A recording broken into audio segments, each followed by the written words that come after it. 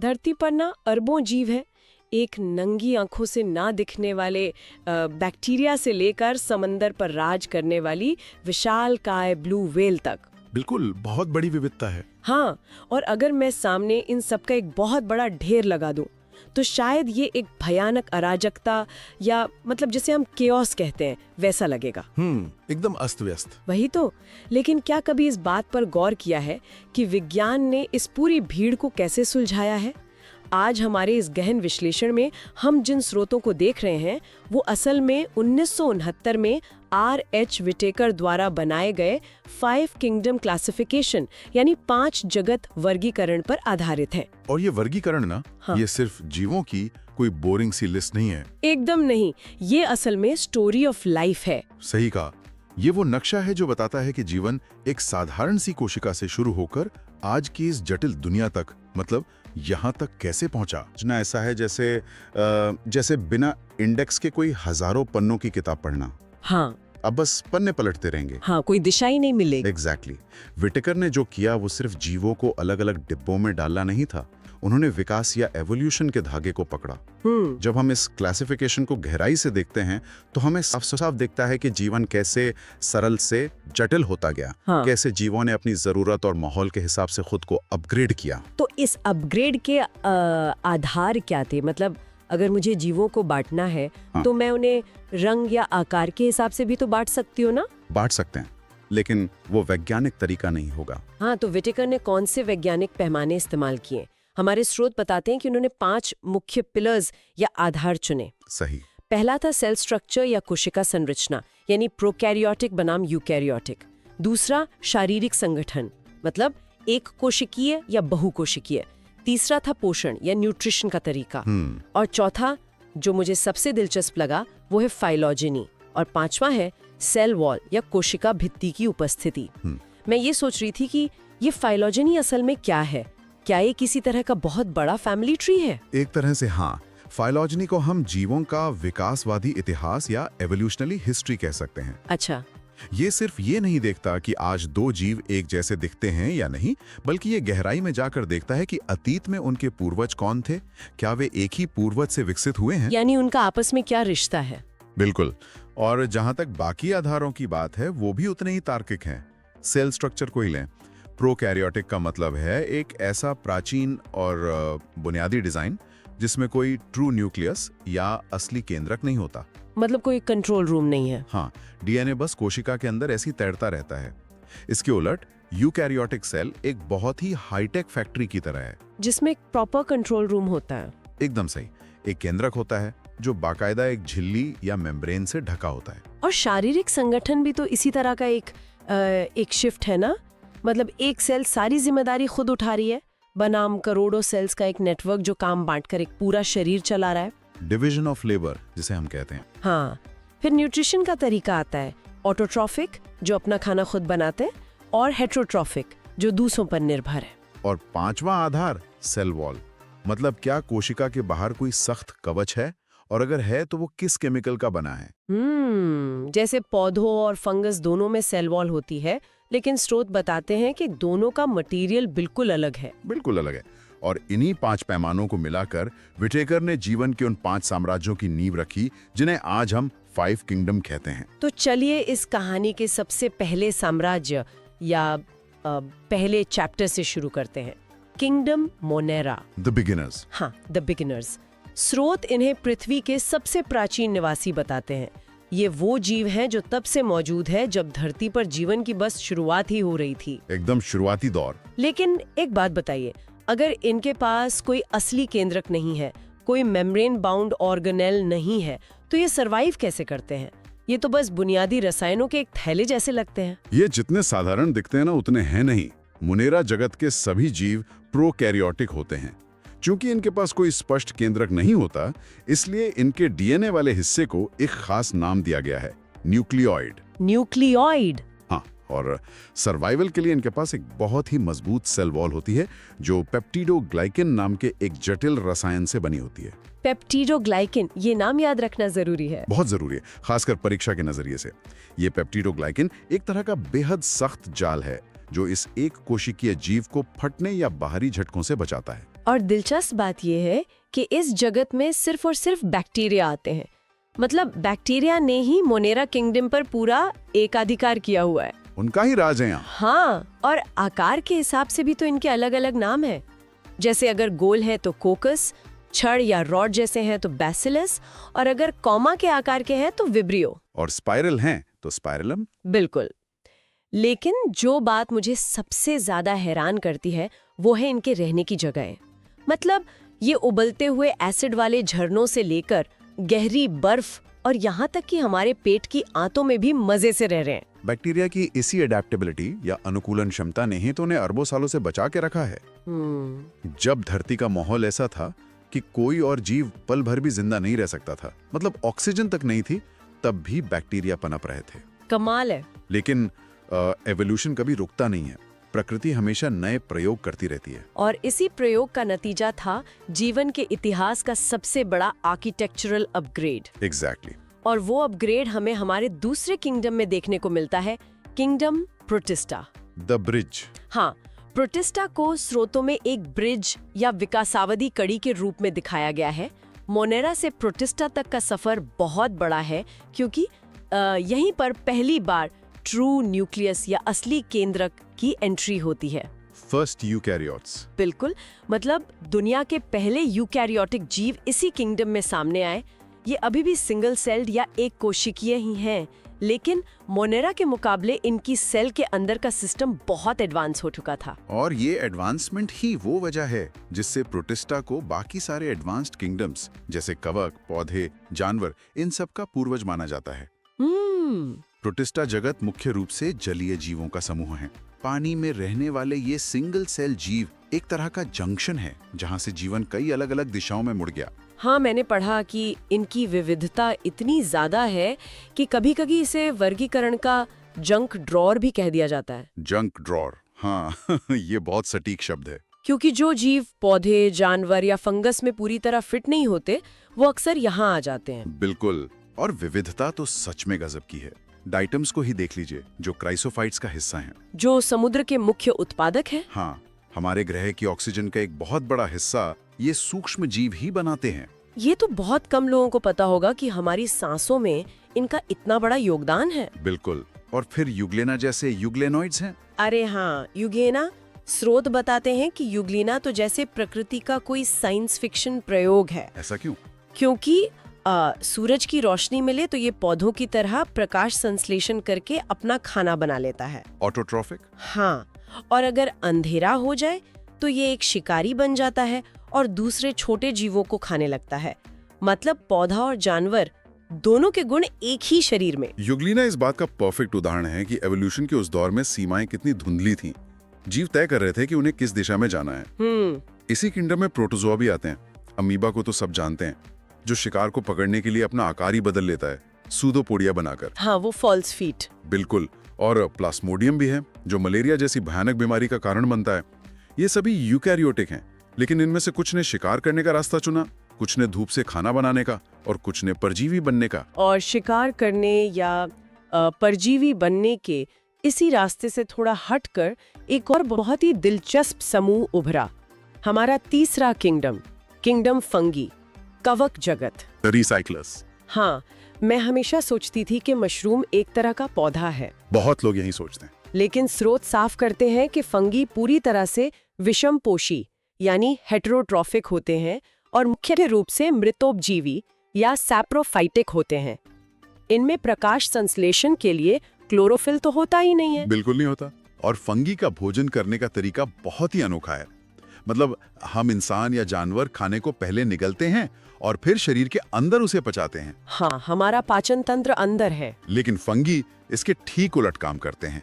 वे मृत या सड़ते हुए कार्बनिक पदार्थों पर, जैसे गिरे हुए पत्ते या मरे हुए जानवर, उन पर अपने पाचक एंजाइम बाहर की तरफ छोड़ते हैं। बाहर ही छोड़ देते हैं। हाँ, वो एंजाइम उस मरे हुए पेड़ या जीव को पिघलाकर एक तरह का सूप बना देते हैं, एक लिक्विड, जिसे फंगी फिर सोख लेते हैं।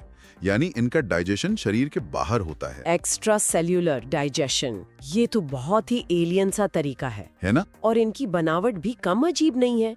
ये बहुकोशिकीय या मल्टी सेल्यूलर होते हैं। हालांकि यीस्ट इसका अपवाद है। हाँ, यीस्ट सिंगल सेल्ड होता है। लेकिन सबसे दिलचस्प बात जो मुझे लगी वो इनकी सेल वॉल है।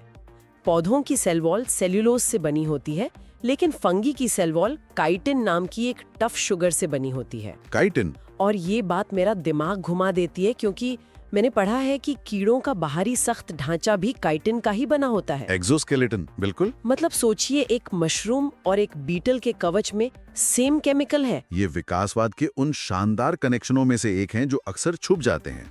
फंगी सिर्फ अजीब नहीं है, वे हमारे इकोसिस्टम के लिए अनिवार्य हैं। वो कैसे? अगर ये रिसाइकलर्स ना हो तो पूरी धरती मरे हुए पेड़ों और जीवों के मलबे से दब जाएगी। ये कॉम्प्लेक्स चीजों को वापस सिंपल मिनरल्स में तोड़ देते हैं। और इंसानों के साथ इनका रिश्ता तो बहुत ही कॉम्प्लेक्स है। एक तरफ ये हमारे दोस्त हैं, हाँ, पेनिसिलियम नाम के फंगस ने तो हमें दुनिया की पहली एंटीबायोटिक दी थी। और यीस्ट ने हमें ब्रेड और बियर दी। बिल्कुल, लेकिन दूसरी तरफ ये दुश्मन भी हैं। दाद या रिंगवर्म जैसी त्वचा की बीमारियां भी यही करते हैं। और मैंने सुना है कृषि में भी ये बहुत नुकसान करते हैं। हाँ, गेहूं के रस्ट जैसी बीमारियों से ये पूरी की पूरी फसल तबाह कर सकते हैं। बाप रे। अच्छा, तो फंगी जो सड़ी गली चीजों को साफ कर रहे थे, वहीं दूसरी तरफ कुछ बहुकोशिकीय जीव ऐसे थे जिन्होंने एक अलग ही रास्ता चुना। प्रोड्यूसर्स का रास्ता। हाँ, उन्होंने सूरज की रोशनी को सीधे ऊर्जा में बदलने का फैसला किया। और यहाँ से एंट्री होती है हमारे चौथे किंगडम की, kingdom Plantae. The plant kingdom. ये वो बहुकोशिकीय यूकैरियोट्स हैं जो प्रकाश संश्लेषण के जरिए अपना भोजन खुद बनाते हैं, ऑटोट्रॉफिक। प्लांटी किंगडम की खासियत सिर्फ उनका ऑटोट्रॉफिक होना नहीं है, बल्कि उनका सेल्यूलर स्ट्रक्चर भी है। इनकी सेल वॉल सेल्यूलोज नाम के एक बेहद मजबूत फाइबर से बनी होती है, जो इन्हें सीधा खड़ा रहने में मदद करती है। बिल्कुल। और इनकी कोशिकाओं के अंदर क्लोरोप्लास्ट होते हैं। ये क्लोरोप्लास्ट असल में वो माइक्रोस्कोपिक सोलर पैनल्स हैं। कोशिका की रसोई। हाँ, जहां पानी, कार्बन डाइऑक्साइड और सूरज की रोशनी मिलकर जीवन को चलाने वाली ऊर्जा यानी ग्लूकोज में बदल जाते हैं। पौधों का जो विकासवादी सफर हमारे स्रोतों में दिया गया है, वो सच में किसी एपिक सर्वाइवल कहानी से कम नहीं है। मतलब पानी से निकलकर सूखी जमीन पर कब्जा करना एक बहुत लंबी यात्रा रही है। शुरुआत होती है थैलोफाइटा यानी हरे शैवाल से। हाँ, अलगी। ये तो पूरी तरह पानी में ही रहते थे, क्योंकि इनके पास पानी सोखने के लिए जड़ें नहीं थीं। सही। फिर ये ब्रायोफाइटा तक पहुंचे, जैसे काई या मॉस। ये जमीन पर तो आ गए, लेकिन पानी के बिना इनका प्रजनन नहीं हो सकता था, इसलिए ये हमेशा नम जगहों पर ही अटके रहे। मैंने पढ़ा है कि इन्हें प्लांट किंगडम का एम्फीबियन भी कहा जाता है। बिल्कुल सही, एम्फीबियंस ऑफ प्लांट किंगडम। क्योंकि ब्रायोफाइटा के पास जमीन पर ऊंचे उठने की कोई तकनीक नहीं थी, उनके पास वो स्ट्रक्चर नहीं था। मतलब वे जमीन पर बस कालीन की तरह ही बिछे रह सकते थे। हाँ, लेकिन फिर एक बहुत बड़ा आविष्कार हुआ, वैस्कुलर टिश्यू का विकास। जाइलम और फ्लोएम। एग्जैक्टली, जाइलम और फ्लोएम।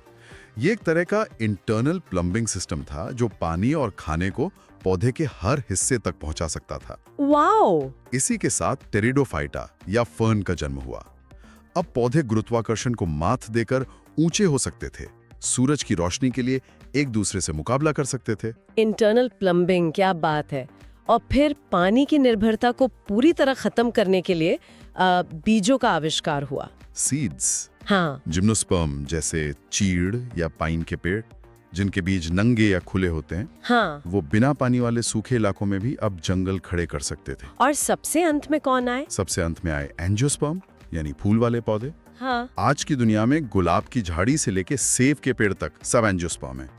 इन्होंने अपने बीजों को फलों के अंदर सुरक्षित करना सीख लिया। पौधों की ये यात्रा दिखाती है कि कैसे हर नई पीढ़ी ने पुरानी पीढ़ी की कमियों को दूर किया और खुद को बेहतर बनाया। और जहां पौधे एक ही जगह टिके रहकर मतलब शांति से ऊर्जा बना रहे थे, वहीं एक और समूह था जो उस ऊर्जा को हासिल करने के लिए लगातार गति में था, भाग दौड़ कर रहा था। हाँ, वो है हमारा पांचवा और आखिरी kingdom, kingdom animalia, the consumers, जिसमें हम इंसान भी शामिल हैं। बिल्कुल। ये सबसे जटिल बहुकोशिकीय समूह है। पौधों और फंगी से एनिमेलिया का सबसे बड़ा अंतर इनका न्यूट्रिशन है। इनमें होलोजोइक न्यूट्रिशन होता है। होलोजोइक यानी खाने को पूरा निगलना। हाँ, फंगी की तरह खाने को बाहर पिघलाने के बजाय हम खाने को निगलते हैं और हमारे शरीर के अंदर का कॉम्प्लेक्स पाचन तंत्र उसे तोड़ता है। और सबसे बड़ा स्ट्रक्चरल बदलाव क्या बताएं? हाँ, बताओ। हमारे पास कोई सेल वॉल नहीं है। कोशिका भित्ति पूरी तरह अनुपस्थित है। और ये सेल वॉल का ना होना ना, ये कोई कमी नहीं है, बल्कि एक मास्टर स्ट्रोक है। वो कैसे? देखिए, पौधों की कोशिकाएं सेल वॉल की वजह से ईंटों की तरह सख्त होती हैं, इसीलिए पौधे अपनी जगह से हिलडुल नहीं सकते। वो रिजिड होते हैं। लेकिन एनिमेलिया की कोशिकाओं में सेल वॉल नहीं होती, वे पानी से भरे गुब्बारों की तरह लचीली होती हैं। इसी लचीलेपन ने लोकोमोशन या गति को संभव बनाया। ओहो। मांसपेशियों का विकास हुआ, जानवर भाग सकते थे, तैर सकते थे, उड़ सकते थे। ये तो मैंने कभी सोचा ही नहीं था कि सेल वॉल के न होने से ही हम चल फिर पाते हैं। बिल्कुल। और गति करने के लिए, मतलब शिकार पकड़ने या शिकारियों से बचने के लिए एक कंट्रोल सिस्टम भी तो चाहिए। Nervous system. हाँ, एनिमेलिया में एक पूरा न्यूरोमोटर मैकेनिज्म विकसित हुआ, दिमाग और नसों का जाल। हम अपने आसपास के माहौल को सिर्फ महसूस ही नहीं करते, बल्कि बहुत तेजी से रिएक्ट भी करते हैं। Fast response. साथ ही हम अतिरिक्त खाने को ग्लाइकोजन या वसा के रूप में स्टोर करते हैं और सेक्सुअल रिप्रोडक्शन के जरिए जेनेटिक डाइवर्सिटी बढ़ाते हैं। तो ये थे वो 5 kingdom, Monera, protista, fungi, Plantae और एनिमेलिया। ये पांचों मिलकर जीवन के लगभग हर रूप को कवर कर लेते हैं। ये एक बहुत ही सॉलिड और लॉजिकल सिस्टम है। लेकिन बायोलॉजी में कभी भी कुछ 100% परफेक्ट नहीं होता है ना? कभी नहीं। प्रकृति अक्सर हमारे बनाए डिब्बों से बाहर निकली जाती है। हाँ। और जो स्रोत हमारे पास हैं, उनमें कुछ ऐसे अपवाद या एक्सेप्शंस का जिक्र है जिन्हें विटेकर के इस शानदार सिस्टम में कहीं जगह नहीं मिली। वो वर्गीकरण से बाहर रह गए। और वो अपवाद बहुत दिलचस्प है। उन एक्सेप्शंस में सबसे पहला नाम तो वायरस का है। मुझे हमेशा ये अजीब लगता था कि वायरस को किसी किंगडम में क्यों नहीं रखा गया। क्या इसलिए क्योंकि ये पूरी तरह से जिंदा ही नहीं है? बिल्कुल। स्रोत में इन्हें ऑब्लिगेट पैरासाइट कहा गया है। मतलब अगर कोई वायरस हवा में तैर रहा है या किसी टेबल पर पड़ा है, तो वो एक धूल के कण की तरह निर्जीव है, बस एक केमिकल। वो खुद से कोई काम नहीं कर सकता। तो फिर वो अचानक से शरीर में जाते ही सक्रिय कैसे हो जाता है? वायरस की कहानी ना किसी ज़ॉम्बी फिल्म जैसी है। Zombie film? हाँ, देखिए, जीवन की सबसे बुनियादी शर्त होती है कोशिका का होना, सेल स्ट्रक्चर। लेकिन वायरस के पास अपनी कोई कोशिका नहीं होती, कोई मेटाबॉलिज्म नहीं होता। इसकी बनावट बहुत ही सिंपल है, बस एक आनुवांशिक सामग्री, या तो डीएनए या आरएनए, जेनेटिक मटेरियल। हाँ, जो एक प्रोटीन के कोट में पैक होती है, बस इतना ही। लेकिन जब ये किसी होस्ट या मेजबान कोशिका के अंदर घुसते हैं, तो ये उसकी पूरी सेल्यूलर मशीनरी और हाईजैक कर लेते हैं। बाप रे। ये मेजबान की ऊर्जा और संसाधनों का इस्तेमाल करके अपनी लाखों कॉपियां बनाने लगते हैं, और इसीलिए इन्हें सजीव और निर्जीव के बीच की कड़ी माना जाता है। सेल के बाहर डेड, सेल के अंदर अलाइव। यानी जब तक इन्हें कोई शरीर न मिले ये डेड हैं। एकदम। और वायरस से भी छोटे और अजीब कुछ कण होते हैं, वायरॉइड्स। वायरॉइड्स। हाँ, स्रोत बताते हैं कि इनमें तो वो प्रोटीन का कोट भी नहीं होता। बिल्कुल नहीं होता। ये बस फ्री आरएनए के छोटे से नंगे टुकड़े हैं जो बस यूं ही घूम रहे हैं। लेकिन ये भी तबाही मचा सकते हैं। आलू का स्पिंडल ट्यूबर रोग इन्हीं वायरॉइड्स की वजह से होता है। Potato spindle tuber disease. सोचिए, बस जेनेटिक कोड का एक खुला हुआ टुकड़ा पूरे के पूरे पौधे को बीमार कर रहा है। ये वायरॉइड्स ये साबित करते हैं कि बीमारी पैदा करने के लिए आपको बहुत जटिल होने की जरूरत नहीं है, सिर्फ सही जगह पर गलत कोड डालना ही काफी है। क्या बात है। और अपवादों की इस लिस्ट में एक और नाम है जिसका जिक्र हमने पहले भी किया था, लाइकेन। लाइकेन ये बहुत स्पेशल हैं। लाइकेन किसी किंगडम में इसलिए फिट नहीं बैठते क्योंकि वे असल में एक जीव हैं ही नहीं। वे शैवाल यानी एल्गी और कवक यानी फंगी का एक म्यूचुअलिज्म या सहजीवन है। दो अलग अलग किंगडम्स का मिलन। मतलब प्लांटी किंगडम और फंगी किंगडम का एक परफेक्ट कोलैबोरेशन। शैवाल के पास क्लोरोफिल है तो वो प्रकाश संश्लेषण करके खाना बनाता है। और फंगी क्या करता है? कवक, जो कि एक बेहतरीन ढांचा बना सकता है, वो शैवाल को रहने के लिए जगह देता है और जमीन से पानी और मिनरल्स सोख कर लाता है। दोनों मिलकर ऐसे माहौल में सरवाइव कर लेते हैं जहां वे अकेले मर जाएंगे। ये प्रकृति का सबसे बेहतरीन टीम वर्क है। हाँ, और मैंने स्रोत में पढ़ा कि ये लाइकेन पर्यावरण के बहुत बेहतरीन पोल्यूशन इंडिकेटर्स भी होते हैं, प्रदूषण सूचक। बिल्कुल, लाइकेन हवा की गुणवत्ता को लेकर बहुत सेंसिटिव होते हैं। खास तौर पे किस चीज को लेकर? खास तौर पर सल्फर डाइऑक्साइड को लेकर। अगर किसी शहर या इलाके की हवा में प्रदूषण है तो वहां लाइकेन कभी नहीं उगेंगे। अच्छा। इसलिए अगर आपको किसी जंगल में पेड़ों की छाल पर लाइकेन दिखें तो आप समझ सकते हैं कि वहां की हवा बिल्कुल साफ है। वाओ, एक नेचुरल एयर क्वालिटी मॉनिटर। एकदम।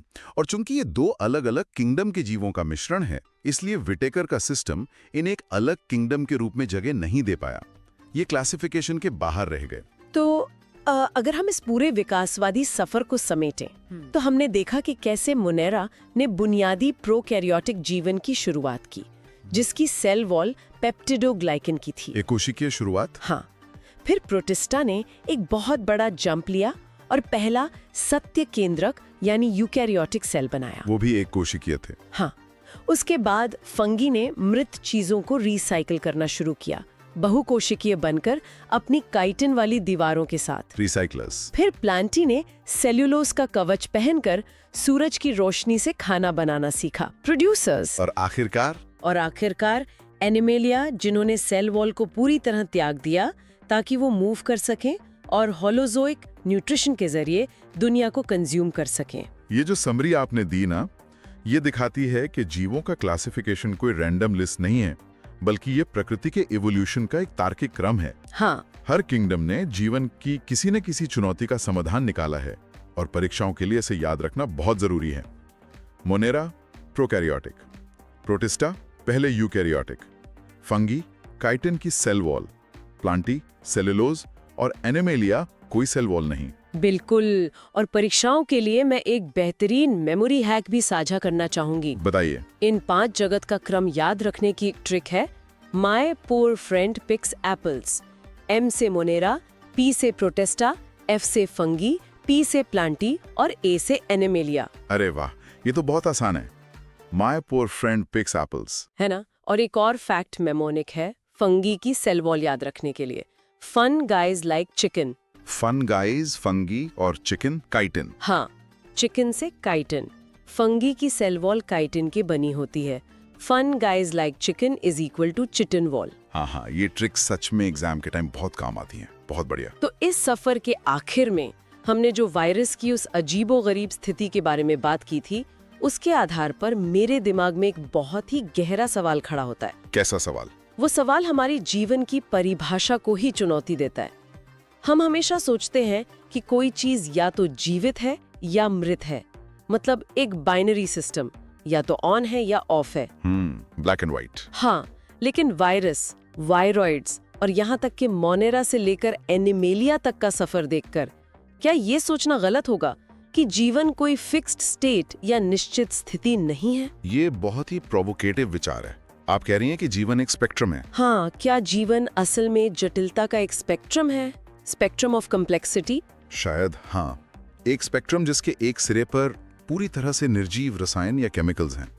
थोड़ा आगे बढ़ें तो वायरॉइड्स और वायरस हैं जो आंशिक रूप से जिंदा होने का नाटक करते हैं जब उन्हें कोई होस्ट मिल जाता है। बिल्कुल। फिर सिंगल सेल प्रोकैरियोटिक बैक्टीरिया आते हैं, फिर यूकैरियोटिक प्रोटिस्टा और दूसरे सिरे पर बहुत ही जटिल न्यूरोमोटर सिस्टम वाले बहुकोशिकीय जानवर और इंसान हैं। यानी प्रकृति शायद हमारी बनाई हुई सख्त परिभाषाओं और इन छोटे छोटे खानों में बंटना पसंद नहीं करती। प्रकृति तो बस बहती है। इवोल्यूशन कोई फुल स्टॉप नहीं है, ये एक कंटिन्यूअस प्रोसेस है। इस स्पेक्ट्रम वाले उसका एक क्विक असेसमेंट। पहला सवाल, which kingdom has prokaryotic cells? इसका जवाब बिना सोचे आना चाहिए, मोनेरा। दूसरा सवाल, cell wall of fungi is made of? जवाब है काइटिन। और तीसरा, who proposed the 5 kingdom system? इसका आंसर R.H. विटेकर है। अब हम इस चैप्टर समरी की स्लाइड पर आते हैं। कोर समरी बताती है कि क्लासिफिकेशन हमारी पढ़ाई और अंडरस्टैंडिंग को इजी बनाता है। एवोल्यूशन का फ्लो धरती पर सिंपल प्रिमिटिव मोनेरा से लेकर हाईली कॉम्प्लेक्स एनिमेलिया की तरफ कंटिन्यूअसली चलता रहा है। और बायोलॉजी में विटेकर का ये 1969 का सिस्टम ही सबसे स्टैंडर्ड और रिलायबल फ्रेमवर्क माना जाता है। यहाँ हमारा रिवीजन पूरी तरह से कंप्लीट हो।